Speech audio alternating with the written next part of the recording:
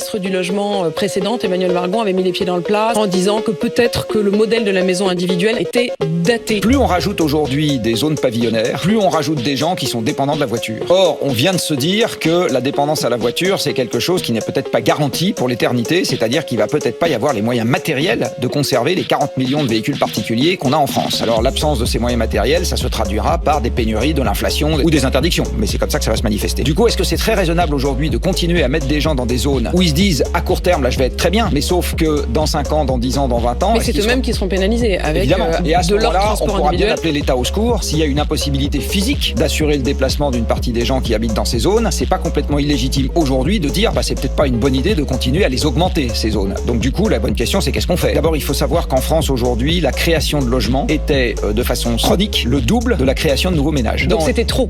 Oui, ça veut dire qu'on peut en faire moins. Après, dans les nouveaux logements qu'on crée, il y a aussi pas mal de résidences secondaires. Est-ce que c'est indispensable de faire des résidences secondaires? Il y a des gens qui vont m'écouter en hurlant, de quoi? C'est liberticide. Oui, mais enfin, la résidence secondaire, avant l'énergie abondante, ça n'existait pas.